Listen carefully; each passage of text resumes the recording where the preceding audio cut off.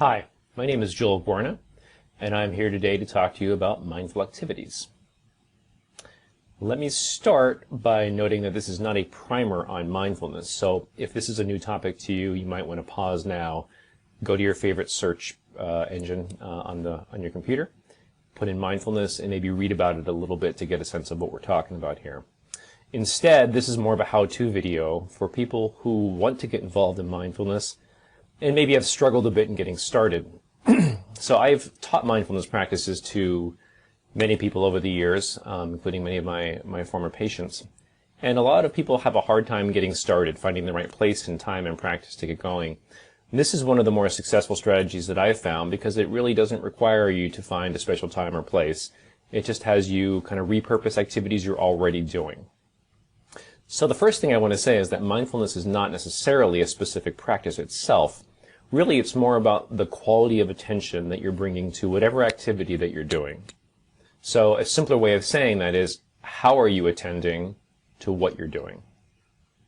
Now, a fair question would be, aren't we always paying attention to what we're doing?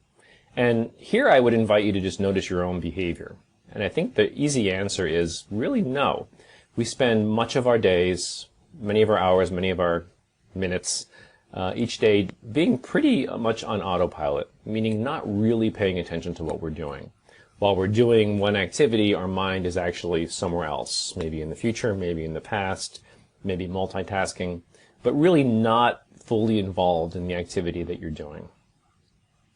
So, one of my favorite examples of this, which is also a little terrifying, is think about how you or how other people are when they're driving. So this is an activity that really does entail a fair amount of risk, right? And yet most of us do it kind of on autopilot, right? We kind of drive mostly on autopilot, not really thinking very carefully about using the turn signal and accelerating and braking. So that's an example, I think, of just how easily even a complex activity can become pretty much habitual. Now, I said that this practice we're going to review today really doesn't involve any extra time. I actually think about this as being sort of found time.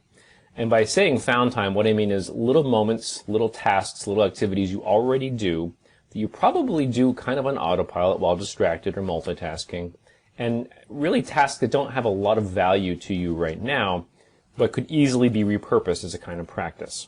So I call it found time. It's sort of like artists who use found objects, meaning objects they find in the street or on the beach. Objects that don't have a lot of value in and of themselves, but when they're brought together to make a beautiful piece of art, then they have a different kind of value to it. We're going to do the same thing with little moments and little activities that you already have. Now, one of the easiest ways to find an activity like this would be just to kind of look at your own routines. So you could do the morning, for example. Just think about all the things you do when you wake up in the morning, right? All the steps from getting out of bed, putting on your slippers, walking wherever you go, and just kind of like frame by frame, think about how your morning goes. And many of those activities could easily be repurposed as a kind of mindful activity. So here's an example, here's a list. So brushing your teeth, showering, brewing coffee or tea, preparing a meal, eating the meal, washing dishes. So there's multiple examples and we haven't even gotten out of the morning. Other common examples are activities like walking to or from your car, driving, which I've already mentioned. So it's very easy to kind of go through that. So here's a good activity if you want to pause right now. Go through this list one by one and think about how you could do each of those mindfully, meaning give it your full attention, include as many of your senses as you can, and think about what it would feel like and be like to do each one of those activities mindfully. When you're done doing that, you can unpause and we'll listen to the rest of this description here. So the second strategy is to insert a pause kind of where you need it most. So think about times during the day when it really would be helpful to kind of insert kind of an interruption that prompted you to be more present, more fully aware of what you're doing, partly as a way of kind of interrupting so the stress of your day doesn't just keep compiling, but also to kind of clear your head and so that you're fully present for the next moment. So one of my favorite examples of this is I work in a lot of healthcare settings, and when doctors, physicians, other healthcare providers are going in and out and seeing patients back to back, there's often kind of a flow to the day.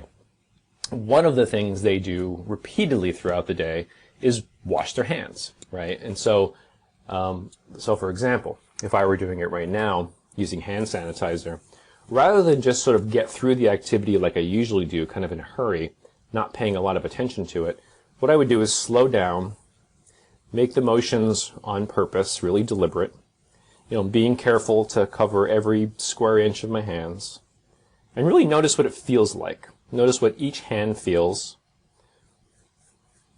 Notice the temperature. Notice how the temperature changes. You can sort of smell the alcohol in the hand sanitizer. Notice what my hands really look like, the colors, the details, and getting as many of your senses involved as you can. And by senses, I mean what you can see, what you can smell, sometimes what you can taste, although I'm not going to do that right now. Of course, what you hear, and it does make a sound to go like this.